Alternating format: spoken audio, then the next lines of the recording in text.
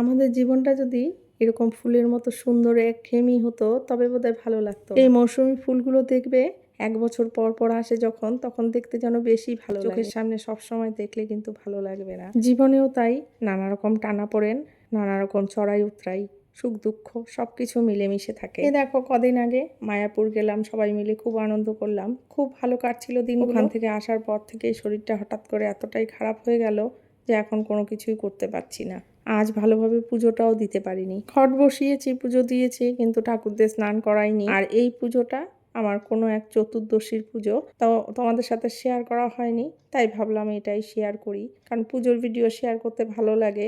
আজ সারাদিনে তেমন কিছু কাজ করতেই পারিনি, বেশিরভাগ কাজগুলো মেয়েরাই করে দিয়েছে। শুধু কোনো রকমে একটু পুজো দিয়েছি। রাই বাসন মেজে দিয়েছে ঠাকুরের, আর জিনিয়া আবার ঘর ঝাড় দিয়েছে, ঘর গুছিয়েছে।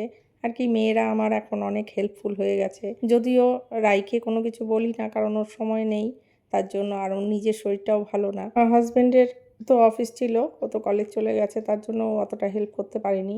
যদি বাড়িতে থাকে তবে কিন্তু আমাকে অনেকটাই হেল্প করে। তো এই দেখো আমি একে একে সমস্ত ঠাকুরের স্নান করিয়ে ড্রেস পরিয়ে পুজো দিয়েছি, সেটাই তোমাদের সাথে শেয়ার করলাম। এই পুজোটা আমি শেয়ার করিনি, সব পুজো তো শেয়ার করা হয় না, কোনো দিন করি।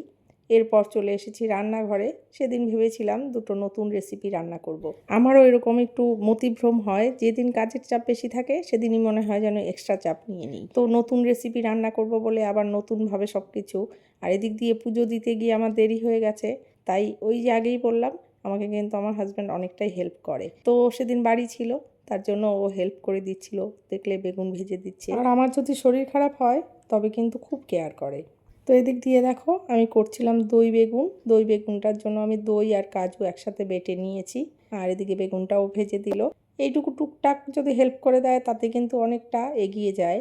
আর আমি আরেকটা যেটা রেসিপি করেছিলাম সেটা হলো সেই যে ময়দা দিয়ে পনির বানানো, সেই ময়দার পনির দিয়ে বানানো। জানি না আমি এটা রেসিপিটার নাম কি। এটা নাকি মায়াপুর ইস্কনের রেসিপি, যদিও আমরা এটা খাইনি, জানি না, কিন্তু আমি এই রেসিপিটা দেখেছি অনেকেই করছে, তাই ভাবলাম একটু করে দেখি। আমার একটু নতুন নতুন রান্না করতে খুব ভালো লাগে। যেদিন শরীর ভালো থাকে তখন নানা রকম ট্রাই করি। আর এই ভিডিওটা তো আগের করলাম, তার জন্য সেদিন শরীরটা ঠিক ছিল, তাই ভাবলাম করি, কিন্তু এটা করতে গিয়ে আমাকে প্রচুর ঝামেলা পোহাতে হয়েছে। আর ভেবেছিলাম যেরকম এক্সপেক্ট করেছিলাম যে যতটা টেস্টি হবে, সেই হিসেবে কিন্তু ততটা টেস্টি হয়নি। হয়েছে মোটামুটি, আর খুব বেশি ভালো না। যতটা পরিশ্রম কিংবা লেবার দিতে হয়েছে সেই হিসেবে ততটা ভালো হয়নি। এমনি পনিরের টেস্টই অনেক বেশি। ফুল রেসিপিটা আমি শেয়ার করলাম না, তোমরা যদি চাও তবে পরে কোনো দিন করে দেবো। আর রান্না যা যা করেছিলাম, ভেজ ডাল, দই বেগুন, আর এটা কি বলবো, পনিরের তরকারি না কি আমি জানি না, সেটাই আর কি। এই রেসিপিটা এই তিনটেই করেছিলাম। তো আজকের ব্লগটা এই পর্যন্তই। কেমন লাগলো জানিও, ভালো লাগলে লাইক করো।